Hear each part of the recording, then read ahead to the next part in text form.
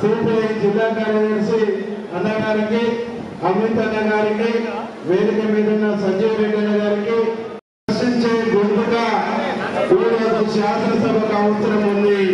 ప్రజా సమస్యలు తెలిసినటువంటి వ్యక్తి, అన్ని వర్గాల అన్ని సెక్షన్ల ప్రజల అన్ని విషయాలు తెలిసినటువంటి వ్యక్తి, ప్రశ్నించే వ్యక్తి, ప్రజల పక్షపాతి, పేదవాళ్ల పక్షపాతి, నిరుద్యోగుల పక్షపాతి, విద్యార్థుల పక్షపాతి, యావత్తు సమాజ పక్షపాతి. కాబట్టి సామాజిక స్పృహ ఉన్న వ్యక్తి చట్టసభలలో ఉంటే ఆ చట్టసభలకు అందం ఉంటది, ఆ చట్టసభలకు అర్థం ఉంటది, ఆ చట్టసభలలో జరిగేటువంటి శాసనాలకు చట్టాలకు సార్థకత ఉంటది.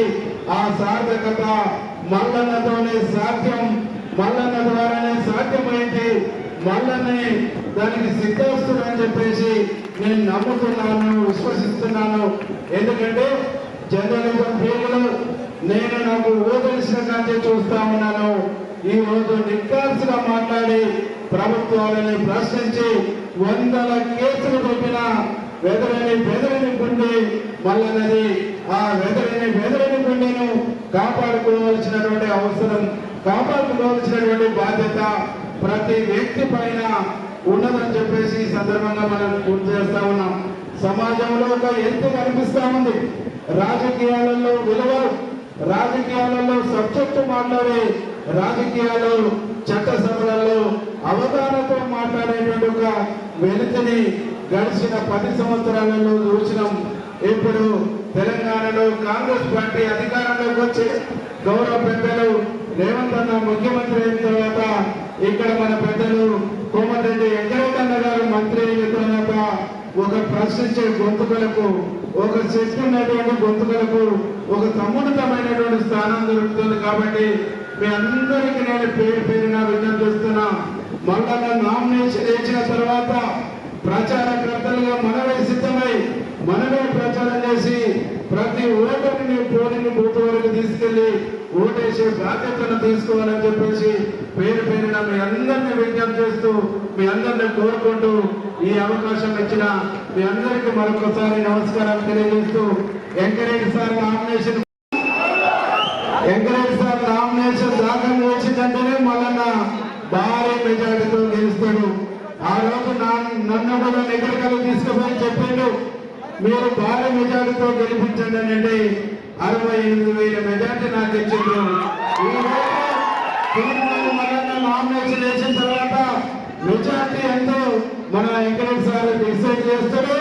ఆ మెజార్టీ ఇచ్చేటువంటి బాధ్యత మనందరికీ అని చెప్పేసి తెలియజేస్తూ, మీ అందరికీ మరొకసారి నమస్కారం తెలియజేస్తూ, మల్లన్న గారి నాయకత్వం, సుందరనాయక్ గారికి, అలాగే ఈ వేదిక మీద తీర్మానం మల్లన్న పట్టభద్రుల ఎమ్మెల్సీ ఉప ఎన్నిక నామినేషన్ కోసం ఇచ్చేసినటువంటి మహానేత అన్న నాయకుడు, పేద వర్గాల పెళ్లిది కోమటిరెడ్డి వెంకటరెడ్డి అన్న గారికి, మంత్రివర్యులు, అలాగే ప్రభుత్వ విప్పు వీర్ల అయ్యన్న గారికి, అలాగే నగరికల్ ఇది సరిపోతుంది అనుకున్న హామీ ఇది సరిపోలేదు. నేను ఇంకొంచెం పెద్ద తీసుకోవాల్సిందే కానీ అందుబాటులో ఇది మాత్రం ఉండి తీసుకోవడం జరిగింది, క్షమించండి. సోదరులారా, మంత్రివర్యులు కోమటిరెడ్డి వెంకటరెడ్డి గారు మాట్లాడే కంటే ముందు నేను కొన్ని విషయాలు మీ ముందు స్పష్టం చేస్తాను. తీర్మానం వలన పట్టభద్రుల ఎమ్మెల్సీ ఎన్నికల్లో పోటీ పడతా ఉంటే మీ అందరికీ తెలుసు, పోయిన 3 ఏళ్ల క్రితం 1600 కిలోమీటర్లు కాళ్ళు బొబ్బలెచ్చటట్టు తిరిగి పట్టభద్రులను ప్రసన్నం చేసుకొని పట్టభద్రుల్లో చేతలను తీసుకొచ్చే ప్రయత్నం చేసిన. కానీ ఆ రోజు పల్లా రాజేశ్వర రెడ్డి నకిలీ ఓట్లతోని, దొంగ ఓట్లతోని ఎన్నికలు నెగ్గిన సంగతి మీ అందరికీ తెలిసిందే. సోదరులారా, 5-6 వేల తేడాతోని ఆ రోజు ఓడిపోవడం జరిగింది. కానీ నైతికంగా తీర్మానం వలన గెలిచిందని చాలా మంది చెప్పారు. కానీ ఒక మాట, నైతికత గెలుపు నాకేముందు, పక్క ఓట్ల గెలిపే కావాలి. నైతికంగా గెలిచిన సాంకేతికంగా ఓడిపోయారు, ఎదిగినంతా గెలిపే. మరి ఉపయోగం ఎందుకు వచ్చిందన్నా? మనల్ని నమ్మించి పట్టభద్రులకు న్యాయం చేస్తాని, మీ కష్టాలు తీరుస్తాని, మీకు మీ కష్టాలు తీరుస్తా అని చెప్పిన పల్లా రాజేశ్వర రెడ్డి దొంగతనంగా పారిపోయి రిజైన్ చేసి వచ్చినటువంటి ఉప ఎన్నిక. కానీ మీ తీర్మానం వలన మీ బిడ్డ ఓడిపోయినప్పటికీ కూడా 3 సంవత్సరాల నుంచి పేగులు జరిగినట్టు కొట్టాడుతూనే ఉన్నాడు కేసీఆర్ మీద. మీ అందరికీ తెలిసినటువంటి విషయం. ఒక్క రోజు ఖాళీ కూర్చోలే, ఒక్క రోజు కూడా ఇంట్లో పడుకోలే.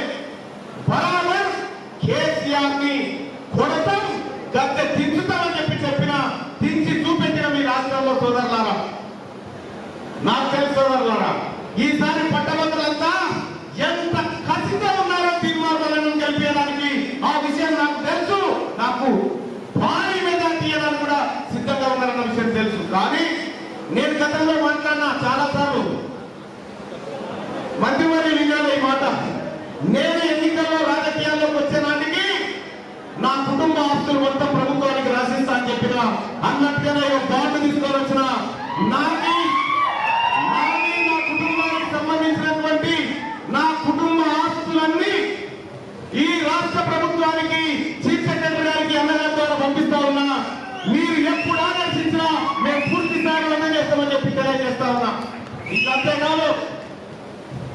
ఇంకంతేకాదు సోదరులారా, నేను గతంలో చెప్పిన ఇవాళ నేను వేస్తున్నటువంటి నామినేషన్ లో ఉన్నటువంటి ఆస్తులు ఏవైతే ఉన్నాయో ఆ ఆస్తులు సరి చూసుకోండి. నేను అన్న పెద్దలు కమలవై దిలీప్ కుమార్ గారికి, ఎమ్మెల్సీ ఎక్స్ఎమ్మెల్సీ గారికి వేదిక మీద రావాల్సిందని కోరుతాను. నేను ఏవైతే ఇప్పటి వరకు చెప్పుకుంటూ వచ్చిందో ఒక్కటి మిస్ కాకుండా రైట్ టు రీకాల్ మొదటిసారిగా ఈ భారతదేశంలో నా మీద పెట్టుకోబోతా ఉన్నా. అది తీర్మానం చేయబోతున్నటువంటి కార్యక్రమం. ఏ ఒక్కటి ప్రజలకు ఇచ్చిన హామీని విస్మరించరు. సోదరులారా, నేను నామినేషన్ పత్రంలో వింపినటువంటి ప్రతి ఆస్తి విలువ ప్రతిదీ మీరు పరిశీలించి పెట్టుకోండి. తీర్మానాలను చనిపోయినప్పుడు ఏముంటే కూడా మీరు పరిశీలించుకునేటువంటి అవకాశం ఉంటుంది. సోదరులారా, ఎక్కడైనా ఏ రాజకీయ నాయకుడైనా తన కుటుంబానికి నేను క్లీన్ గా పాలిటిక్స్ లోకి రావాలనుకుంటున్నా, క్లీన్ గా ఎమ్మెల్సీ ఉండాలనుకుంటున్నా, దమ్ముంటే ఇప్పుడు పోటీ చేస్తున్నటువంటి నాయకులు నారాగా తమరి ఆస్తులను ప్రభుత్వానికి అప్పగించి ఎమ్మెల్సీ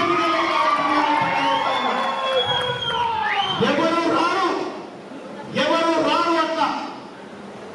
ఎందుకు రానంటే వాళ్లకు రాజకీయాలంటే దోపిడీలు, కూలీలు, డబ్బు సంపాదించడాలు, అక్రమాలు, ఇవన్నీ వాళ్ళకు.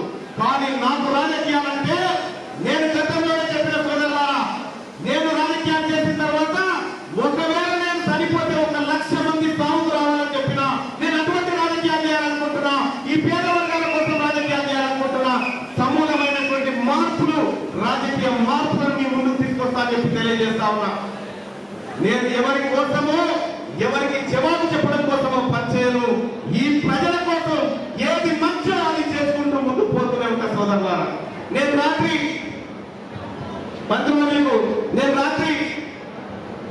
మా మిత్రులు వచ్చి నామినేషన్ కార్యక్రమాన్ని చూస్తూ ఉంటే నేను మా మిస్సెస్ను పిలిచి అడిగిన, ఏమమ్మా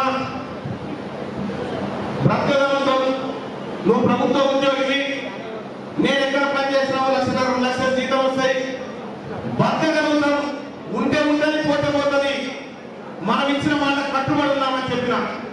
ఆ మాట ప్రకారం దాదాపు మా కుటుంబం పేరు మీద, అంటే నా కుటుంబం పేరు మీద 1,50,00,000 రూపాయల దాకా ఆస్తులు ఉన్నాయి. అన్ని ఆస్తులను గవర్నమెంట్ ఆఫ్ తెలంగాణకి, చీఫ్ సెక్రటరీ గారికి మేము ఇవ్వడానికి ముందుకు వచ్చి అంగీకారం తెలుస్తూ ఆ పత్రాన్ని ఇస్తా ఉన్నాం. సోదరులారా, ఎవడన్నా చేస్తాడా ఈ పని?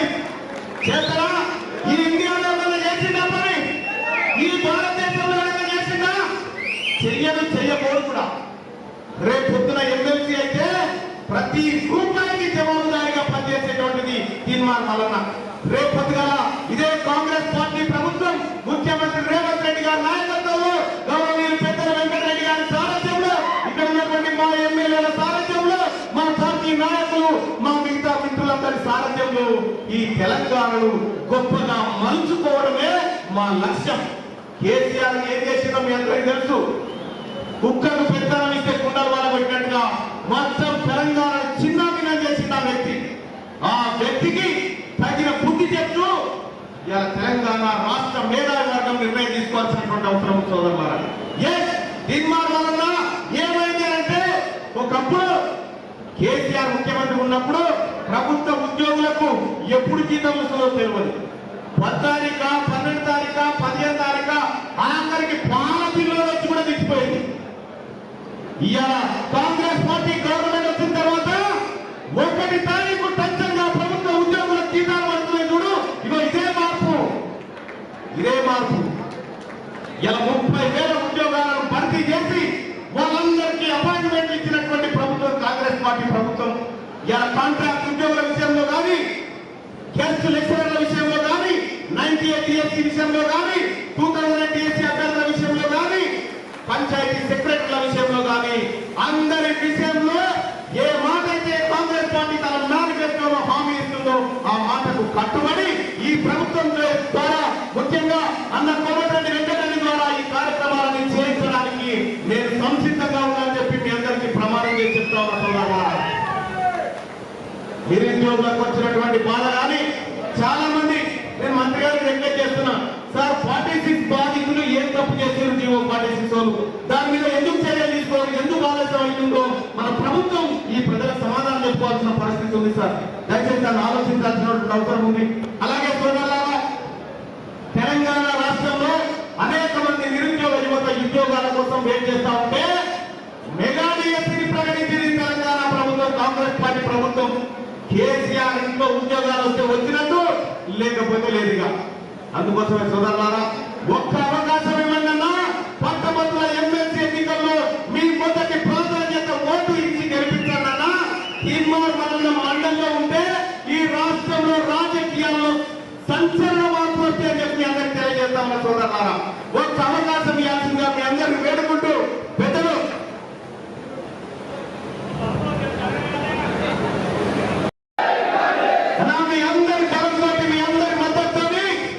నేను అన్న మాట ప్రకారం ప్రభుత్వానికి ఆస్తుల పెట్టి ఆ నామినేషన్ ప్రమాణ పత్రం తీసుకుపోయి ఇప్పుడు పెద్దలు వెంకటరెడ్డి గారి సారథ్యంలో రాజ్యసభలో నామినేషన్ దాఖలు చేయబోతా ఉన్నాం.